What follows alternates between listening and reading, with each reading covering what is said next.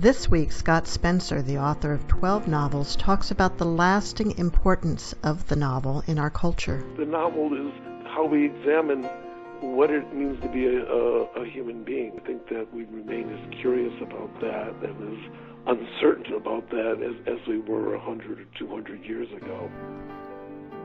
Welcome to Writers' Voices with Monica and Caroline. I'm your host, Monica Hadley, and I'm flying solo today. My mother, Caroline, is not here, but she'll be back on the air with us next week. And as our frequent listeners know, she just turned 85 this month. And so we've been celebrating pretty much all month because although she is home alone, and I'm the only one who is able to go visit her because I'm being very, very cautious and not going out in public at all, she got about 100 birthday cards. So we're pretty happy about that. Today, yeah, isn't that great? Today we have with us Scott Spencer, the author of 12 novels, 2 of which were finalists for the National Book Award, including Endless Love, Waking the Dead, A Ship Made of Paper, and Willing. He has taught at Columbia University, the Iowa Writers Workshop, which we'll certainly ask him about, Williams College, the University of Virginia, and at Eastern Correctional Facility as part of the Bard Prison Initiative. He lives in upstate New York, and his latest book is An Ocean Without a Shore, which was just published on June 16th. And we're in 2020 if you happen to be listening to a replay of this later.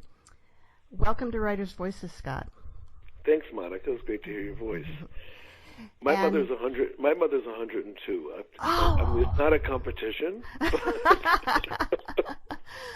Well, that is really great. And is she nearby? Are you able to see her? I'm not able to see her. I mean, she lives. I'm in New York, as you said, and she's in Chicago. Ah. And I haven't seen her since the pandemic began, and she doesn't even want me to come there. Of course, I know. I talked to someone recently who was, I hit a raccoon on the highway coming home from my mother's a couple weeks ago, and it did a whole bunch of damage to the underside of my car. I had to take it into a shop. Now, we live in a state, we're in Iowa, and there's a lot of people not wearing masks, a lot of people not being very cautious, and so I was a little concerned about having to go there, but the mechanic, the body shop guy, meets me outside, comes outside to the car, wearing a mask, and I explained, I said, I'm being really cautious because of my mom. He goes, yeah, my parents are in Cedar Rapids, and I can't go see them at all. They're not letting anyone in because they're of that vulnerable age group, too. So wear a mask, yeah. Protect your seniors. Yeah. Well, my mother, doesn't live in a facility. She lives on her own in an apartment. She's very strong and independent and, basically undiminished by age. Wow. Well, my mom lives alone in a house, and she's going pretty strong too.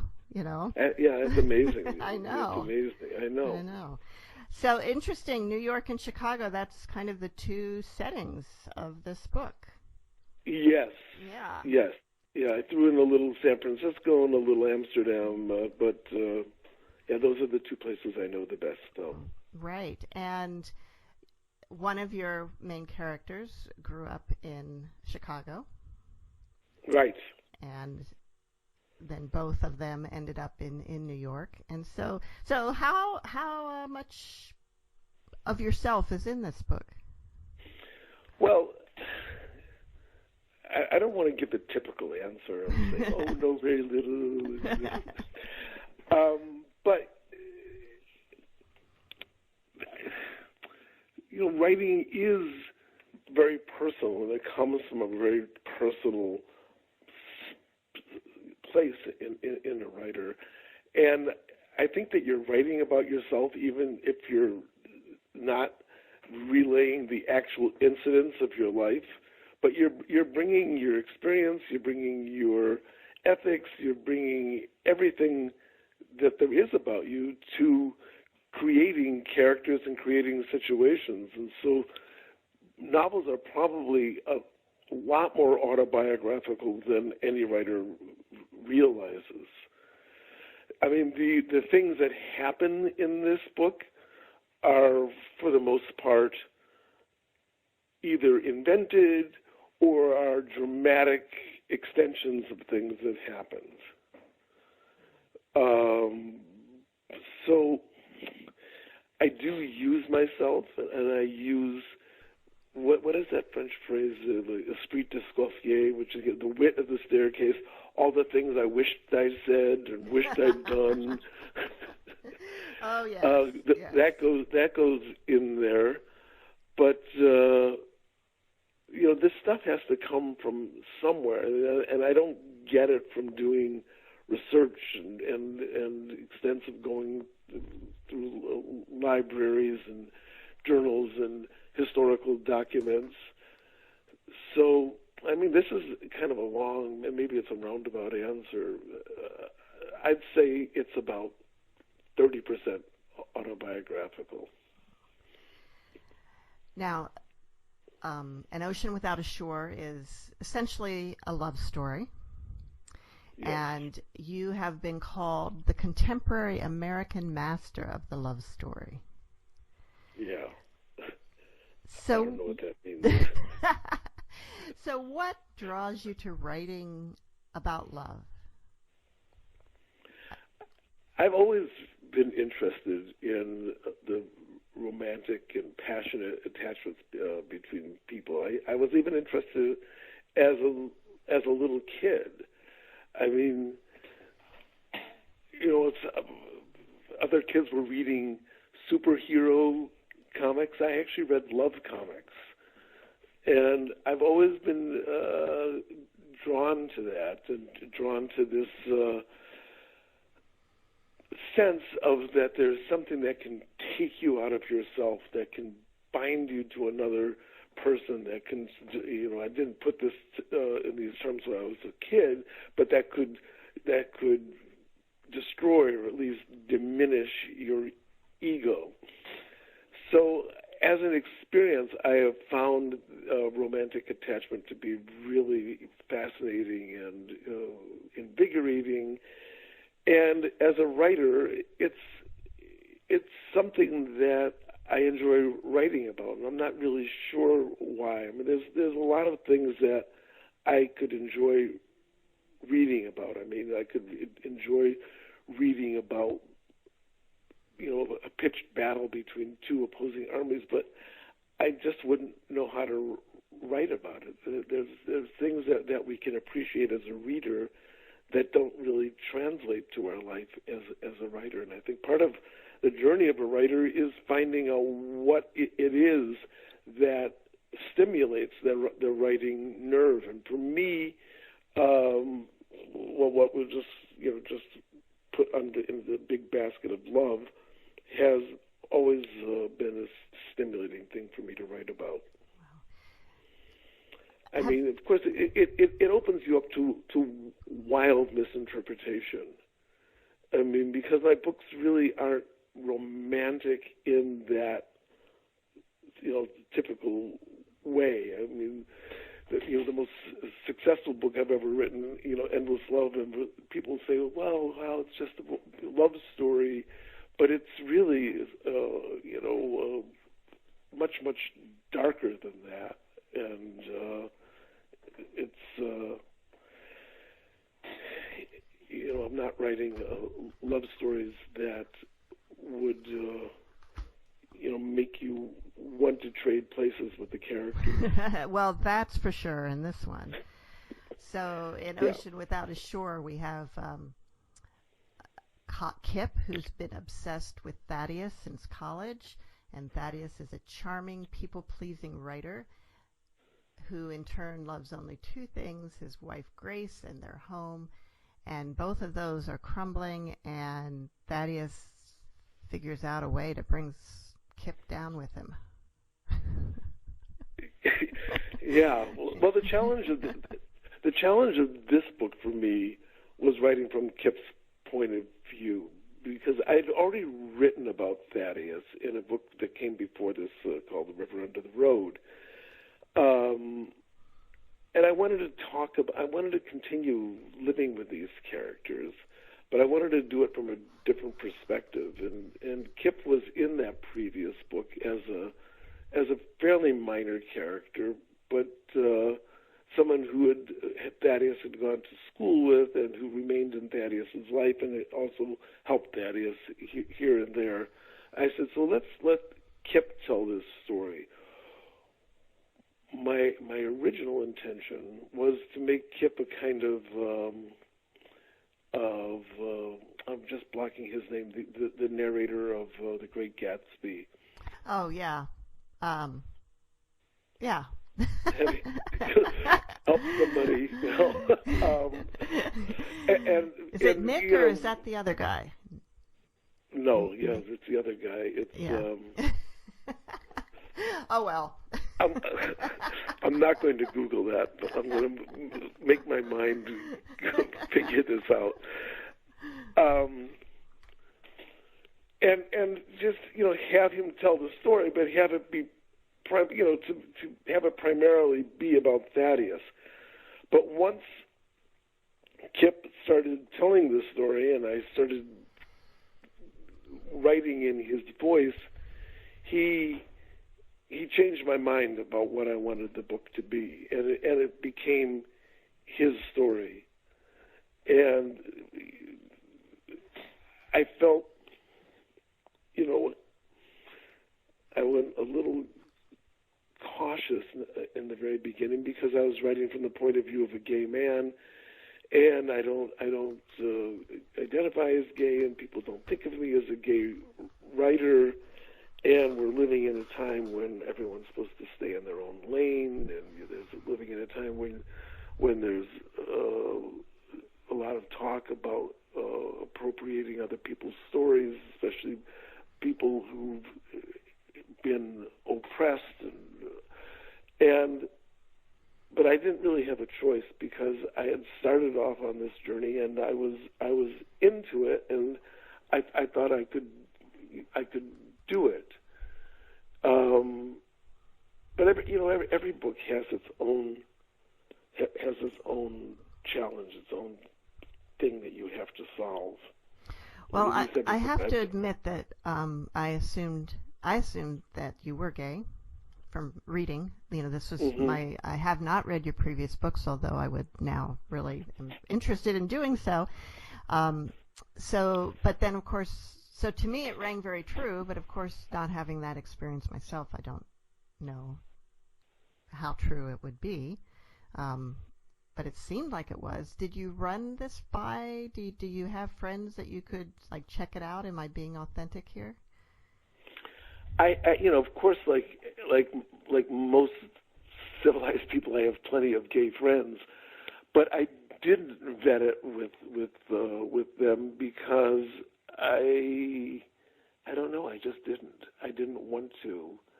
I wanted to trust myself.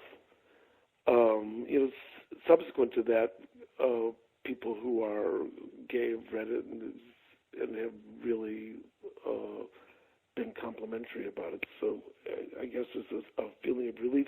But I didn't really doubt that I could do that because, we're all pretty similar. And, the historical experience of a heteronormal man is very different than the historical experience of a gay man. But what we are deep inside is, I feel, is not that different. What brings us pleasure, what brings us pain, is it's called human nature, and that's what novels are about. That's why I think the novel, while it may not have the paramount position in culture that it had, let's say, like in the 19th or early 20th century, it's never going to disappear because the novel is how we examine what it means to be a human being. And I think that we remain as curious about that and as uncertain about that as we were 100 or 200 years ago. Well, to me, what was kind of more central to Kips' character than the fact that he's gay is that he was in the closet and how much that impacted him. Right. Now, this book is set in the late 1990s, early 2000s, and so perhaps it was more common then. Do you think there are still people, I mean, I know there are, but how common do you think it is now to have to live with that secret? I think it's less and less common, with every generation, and probably with every year. I think a lot of it depends on what your family of origin is like. I think a lot of it depends on where you're raised. I mean, I heard Fran Lebowitz once said that the toughest people she's ever known in her life were gay men from small towns. And yep. Is that as necessary? Is that armor as necessary now as it was 20 years ago? Thank God, no.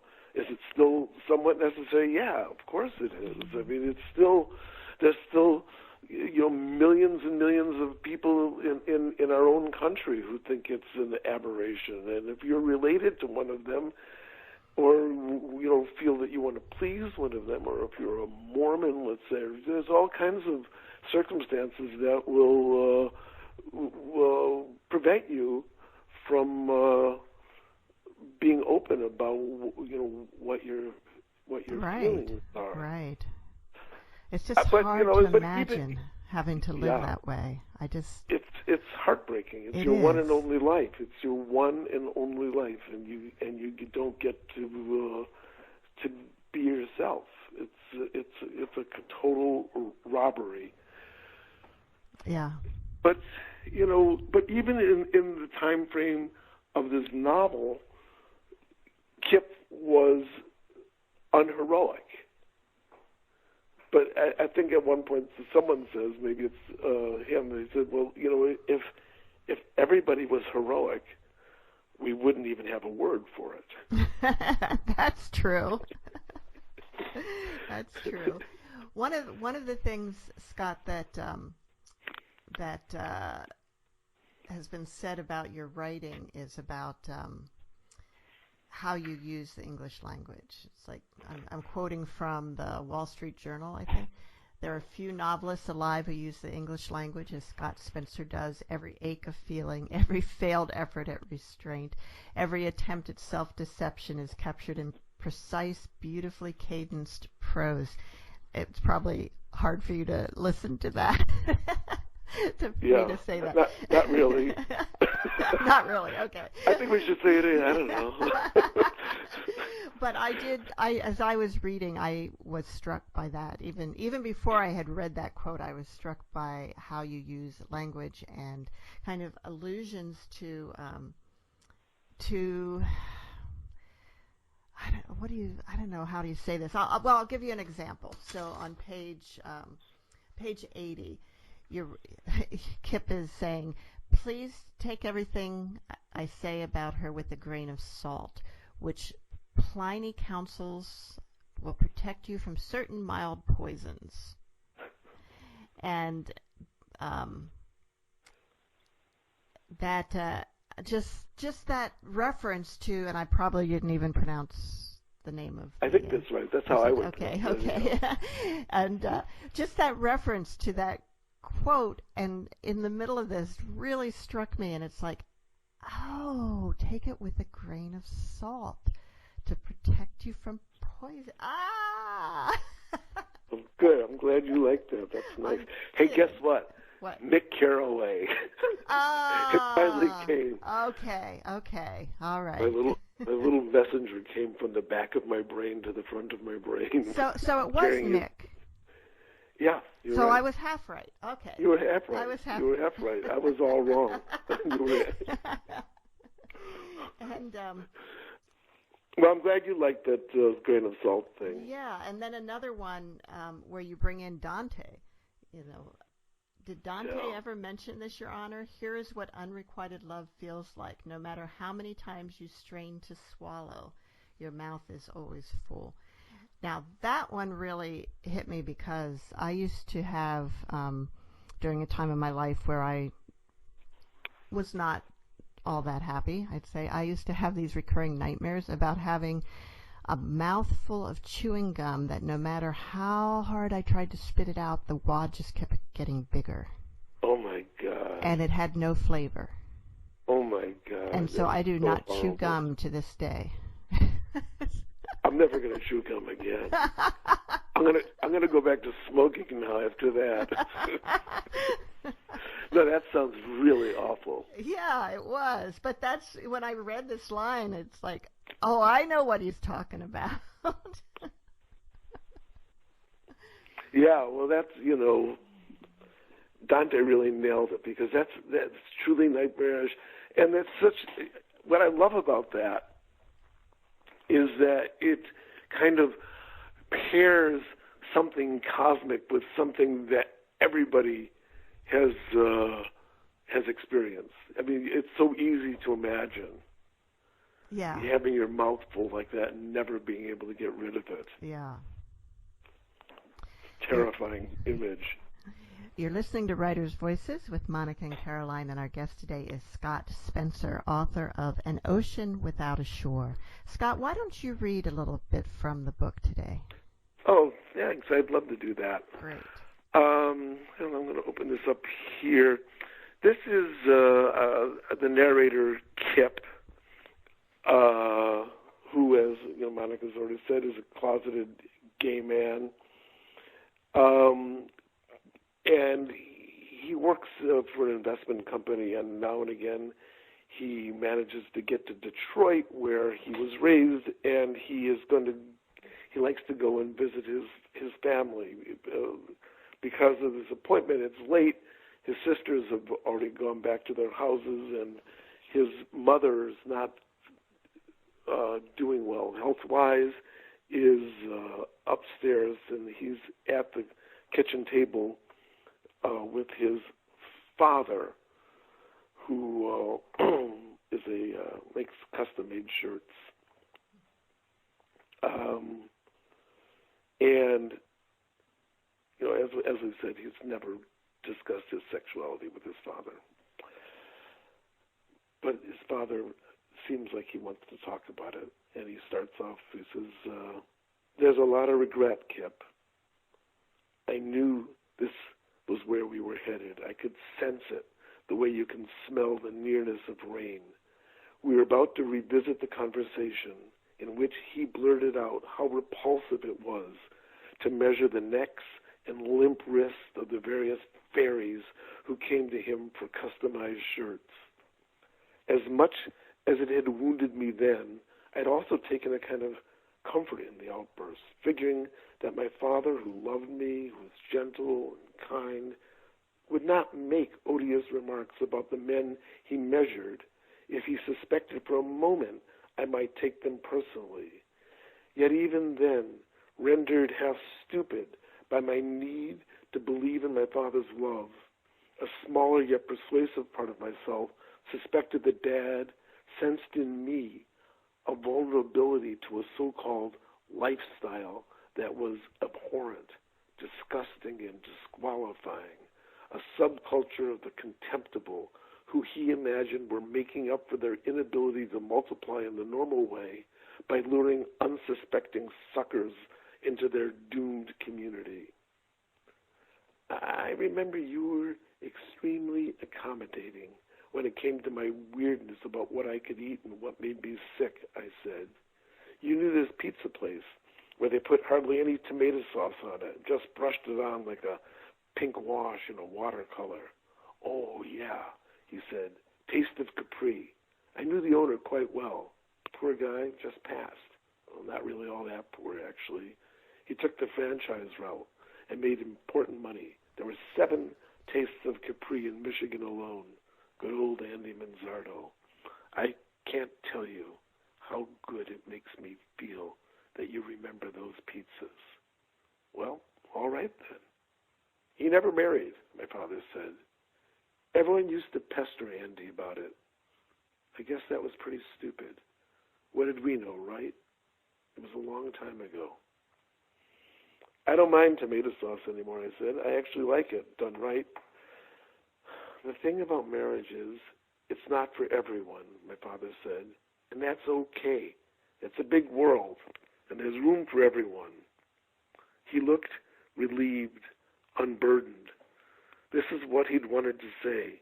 He was as close to speaking the truth as he dared to venture, not to actually speak the truth, but to scale a little promontory from which the dim outlines of the truth could be seen, that great gated city in the mist. I made a lot of shirts for that man. My clients are the cream of the crop, men who don't hesitate to pay 3 or 4 times the store price for the right shirt. The funny thing is, when I'm seeing customers, I make sure to wear a custom shirt. But other than that, I buy most of my shirts right out of Macy's. He squinted at me, took in what I was wearing, and nodded approvingly. Very nice, by the way. I got it at Bergdorf Goodman. Oof, he said, rubbing his thumb and 2 fingers together. Or maybe Macy's. Well, somehow I doubt it. My son is a rich man, a very wealthy man indeed. He said I was about to object, but he stopped me with a raised hand, which comes as no surprise. I always knew you were going to be special, and a smart cookie, too. Make no mistake about it, smarter than your old man, that's for sure. I don't see you getting tied down to any one person. Hey! He slammed both his hands onto the table, and the sudden noise made me almost yelp. He was closing the door to the room in which his innermost unhappiness lurked, but I had gotten a glimpse of it. You know what I'm going to do? I'm going to make you 3 shirts. You don't have to. No. I want to. It's an honor. And you know what? It's good business. The people you mix with, the hoi polloi, they see you in one of my custom shirts and they say, hey, where'd you get that shirt? And some of them could end up right here, getting measured for shirts of their own, right? He struggled out of his chair. To my great regret, the head of his penis came through the pajama flap, like the head of an anxious actor parting the curtain to see if the house was full. Wait right here, he said. Where are you going? Upstairs. I'll bring down the sample books to do the measurements, and then we're off to the races. 15 minutes passed, and I decided what had happened, I was sure of it, was he had stretched out next to Mom and accidentally fallen asleep. I waited a few more minutes just to be sure, finished my drink, took my notebook out of my jacket's inside pocket, and tore out a piece of paper and wrote him a note. See you in the morning. Great talking with you. Much love. By the way, hoi polloi doesn't mean fancy people. It actually means just the opposite. I slipped the note under the sugar bowl and sat there for an extra moment or two, just enough time to come to my senses. I grabbed the note and ripped it in half and in half again. I didn't even want to put it in the garbage, though nothing I'd ever touched deserved more to be put into the garbage. I shoved it in my pocket, turned off the kitchen light, and climbed the silent stairs to my boyhood bed, thinking to myself, in a sense, all of us continue to sleep in our childhood beds. And that was Scott Spencer reading from An Ocean Without a Shore. And that really does tell us a lot about Kip in that scene. Yeah. Good. Yeah. So, Scott, you've written 12 novels, or you've published 12 novels. Or do you have some that are unpublished? Yes, I have one that I never let out of my house. Most of the authors I talk to have Mad at Woman least in the one Attic. of those. Was it your first one? No, it was my third one. Mm. It was my third one. It was called, or it is called, The Favorite. But it is not. I, of course, have affection for it. I understand. I mean, I understand what's wrong with it, and could not figure out a way to fix it. But I still fantasize finding it and, you know, having this moment. Oh my God, this was great! How did I didn't know?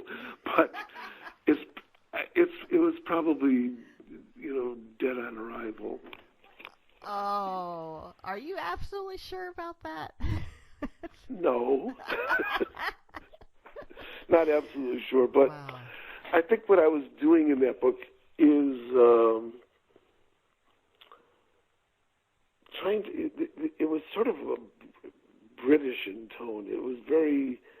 Well, it's not even fair to British writing because it's not even like that. It was sort of 1950s in tone. It was very muffled and, you know, way too indirect. And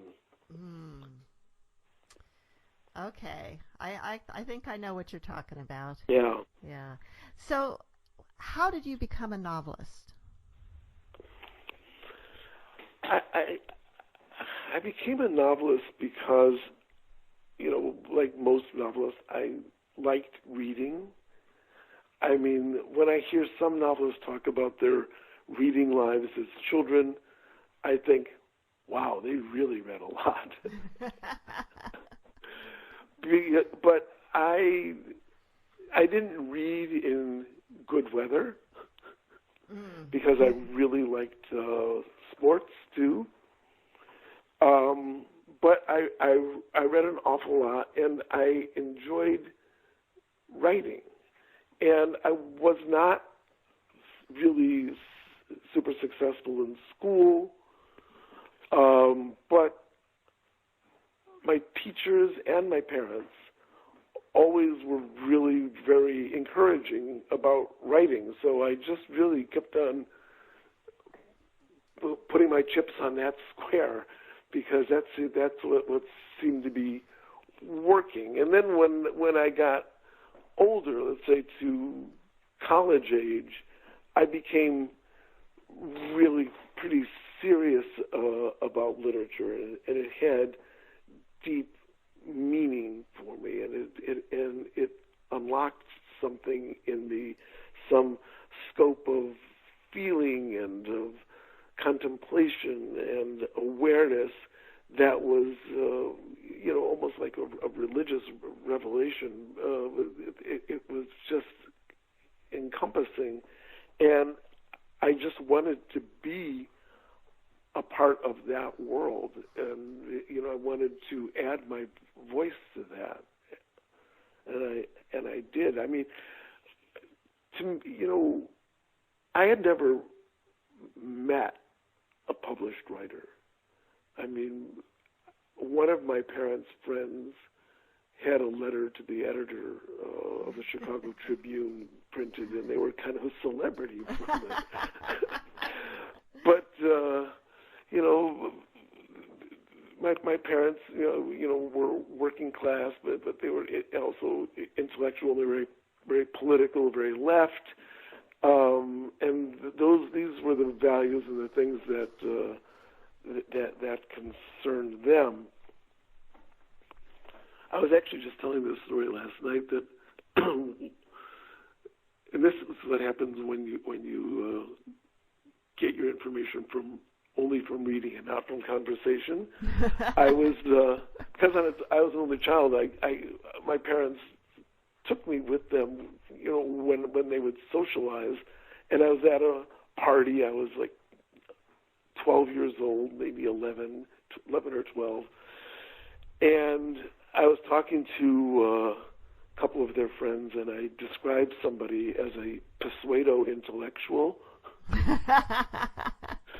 And this woman's eyes just lit up with such delight. And she called her husband over and asked me to say it again. I realized I had made a horrible mistake. Oh. Well, that's kind of mean of her. It just thrilled her. It's about the funniest thing she'd heard all night. Oh. Yeah, it wasn't too nice. No. Wow.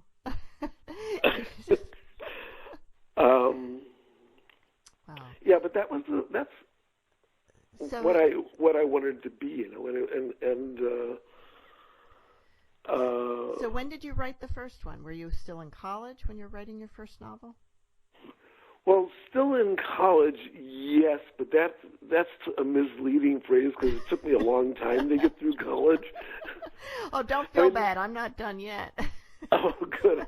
Well, but I was 24, and I wrote a book called Last Night at the Brain Thieves Ball, and it was last night at the what ball?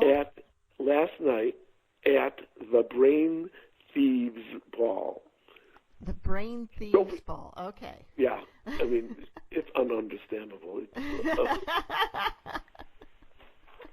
And my model for it was this somewhat early Nabokov novel called Despair, in which you slowly realize that the events being narrated to you are being told to you by somebody who's pretty crazy, and you actually start making your own sense of what happened.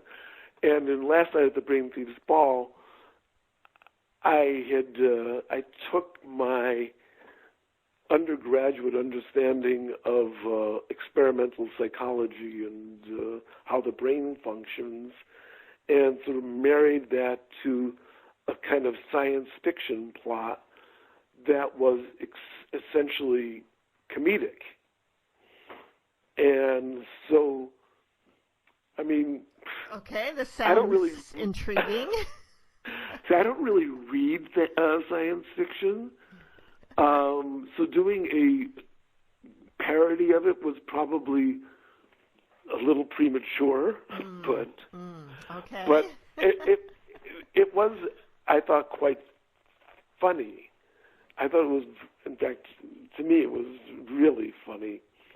And I found a literary agent in New York through a friend of a friend, and the world of publishing was so different then that this agent submitted it to well over 20 different publishing houses. I mean, and there were mainstream ones. They were not like, they weren't independent. They were corporate New York publishing houses, and ultimately, or finally, sold it to Houghton Mifflin, and which is pretty impressive for a first-time novelist. Very impressive for a first-time novel, and it's also impressive that it's the 25th place that she went. And when I went to see my editor at Houghton Mifflin, who was very imposing and elegant Upper East Side woman who was married to a heart surgeon, she said, this book is terrifying. I mean, this stuff could happen. This is really, really frightening. And so she didn't read it as comedy. She didn't read it. She didn't think there was one funny thing in it. And I learned a lesson there because I was so excited and frankly grateful that someone was going to publish this book that I didn't want to say anything that would upset the apple cart. So I went, yeah, it's pretty frightening, pretty frightening. And that's how they published it. The lesson that I learned is that at a certain point you have to make sure that you and your publisher really feel the same way about the book. Because how the publisher publishes it will affect the book, and sometimes affect it a great deal. And not only just in terms of, you want a publisher who's enthusiastic and who believes in you and thinks that what you're doing has value and even maybe some importance, but also just reads the text in a way that you intended. So after the book came out, were there any reviews that were like, this book is hysterical? Or The first one that came out said, this is the most frightening book since George Orwell's 1984. And that set the tone. I went, oh my God. I mean, I just kept my head down. Wow. I mean, the book didn't exactly make a splash. And the Times had a short review of it that did think it was funny. Well, it sounds like you really had early success. Maybe not what you were expecting, but to get published by a major house, get reviewed in the New York Times, that's not a lot of people can say that at age 24. No, well, by the time it happened, I was 27. Oh, well, then no big deal. I was old. I was on life support. So, no, it didn't. The thing about that is that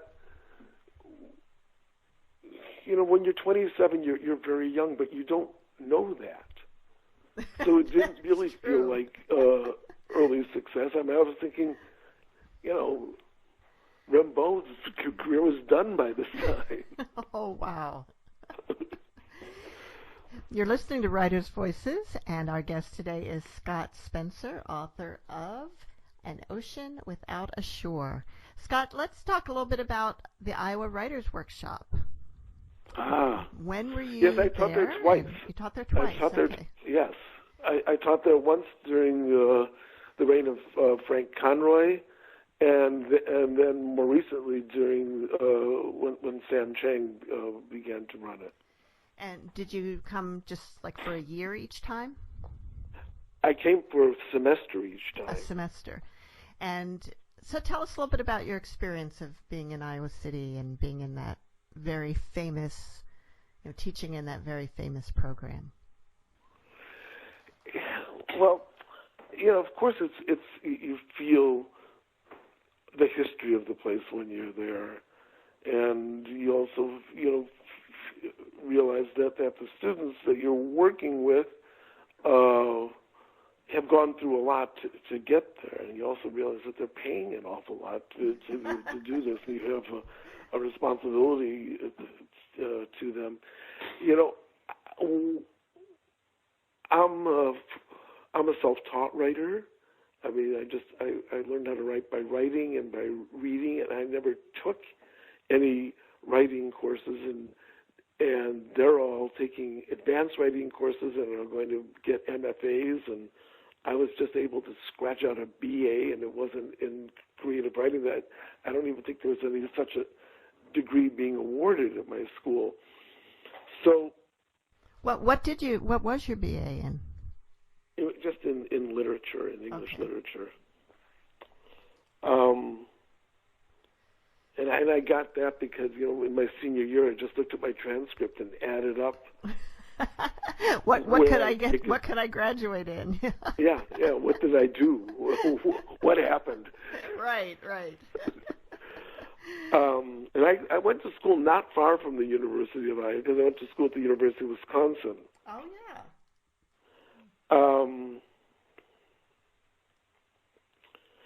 yeah.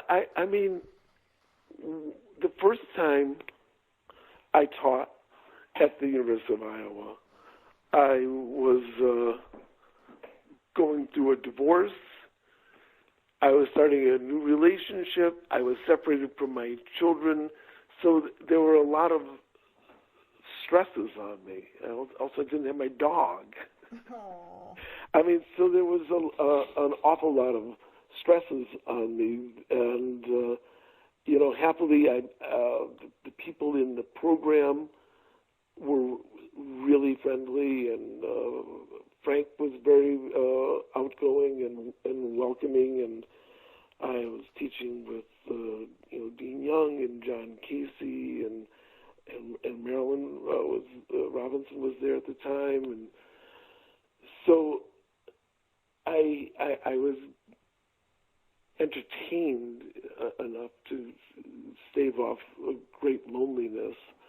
And also there were the Saturday softball games of the fiction writers versus the poets.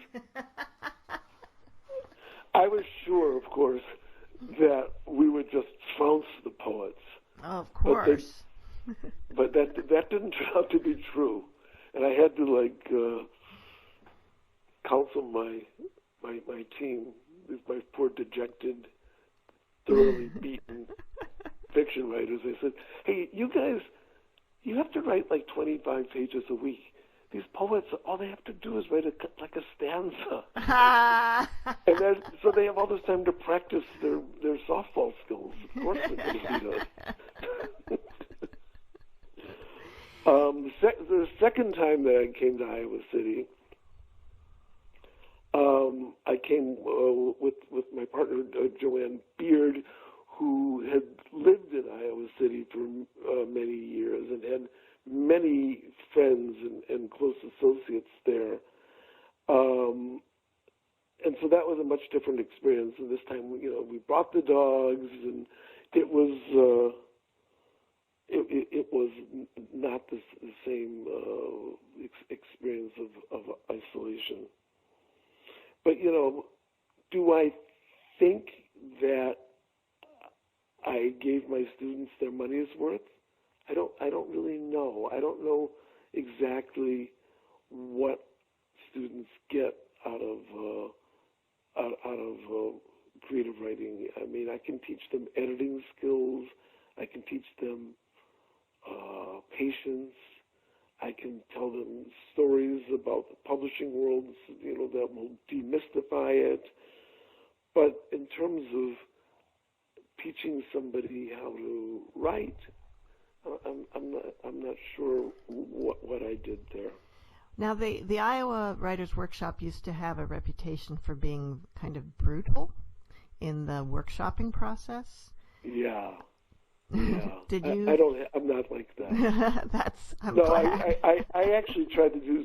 I maybe went too far the other direction. That I would bring like a great big salad bowl filled with candy that people could just munch on, and just to make it we're here, we're friends, and I don't think that it's helpful in any way. There's no real educational value in humiliating somebody, or reducing somebody to tears, or telling somebody that there's no value in what they did, and I wouldn't permit it. Well, I'm glad to hear that, because I agree with you. On the other hand, I've been in workshops, but not at that level, but where nobody says anything at all critical. How are you going to learn anything? Yeah, I know. It can turn into a puppy pile, and everybody, Yeah, and sometimes it's like everybody will be so glowing about something that I'm like, seriously? And then harsh on somebody else that I think is more real. So, that's interesting. So what do you do then? If you try to swing them over to reading it the way you did? Yeah, it's been a while. I haven't done any workshops for a long time, but yeah, I think I probably usually just tried to balance out the opinions being given with mine, and particularly, well, no, it was more on the side there. I remember some that people were just like, oh, this is so wonderful, and for me it was like, well, this is just stream of consciousness and doesn't really say anything. But I didn't say that. I wouldn't. Right. I wouldn't say that. Yeah. I mean, and then you're left with a situation. You have 15 people in a room, and then nobody's saying what they want to say. Yeah. Yeah. I mean, I think, look at we've all read this. We all have our own thoughts about it. What can we do to make it better? What could improve this? Yeah. I mean, my and I do believe this, that they would learn more during the workshop when it wasn't their own piece that was being discussed. They would learn more by looking at what someone else is doing and figuring out how it could be better. That makes a lot of sense. And when you're studying writing, you tend to read everything with that critical eye of, what works here, what doesn't work here, whereas normally as a reader you don't think about that. You Right. might, when you're done with the book, think, well, that didn't quite work for me, but you're not like trying to analyze what works and what doesn't. And it can be interesting to read that way, but it's more fun to just read. I know, but, it's sort of like then that knowledge becomes the elephant in the room. It's hard to ignore exactly that you realize that this book didn't just fall out of the sky, that somebody wrote it and made choices and then went to bed and had a cold. Yeah. So, Scott, another thing I wanted to ask you about is you're in New York. How are things in New York now? Well, I'm not in New York City. Okay. I'm 90 miles north of New York City, so things here were very frightening at first, especially because we have a close relationship with New York and even a closer one with Westchester, and there were people here who were sick.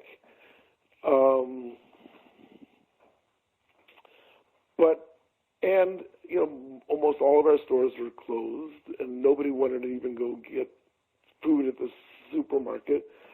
But it wasn't like being in the city because we have so much outdoor space here to walk around and never see another person. I mean, I live on a dirt road and there's no neighbors nearby. So we didn't have that sense of being cooped up, but we did have the sense that the world as we had come to know it, and especially many of the things we love, like concerts and theater and bookshops, we might not ever see again, or that we're going to see it in some radically diminished way. Now, that seems that maybe we got more frightened than we needed to be, but I'm not sure. I'm not sure where we are because it's very hard to get any stable stream of information that you can trust. I mean, the White House has been completely discredited. You have somebody there who doesn't even understand what he's talking about half the time. So in terms of guidance, it's hard to know what to do in terms of being able to predict what's in store. That's also very difficult. I mean, right now, I find myself, sort of loosening my grip on the reins and going back to what is more normal in life. I'm playing tennis, I'm taking walks, sort of socially distanced walks with people, doing a tiny bit of visiting also outside. And, and I think those things are probably fairly safe, but there's so many people who are doing things that really aren't, and the numbers keep going up, and they don't seem to care. No, they don't. I mean,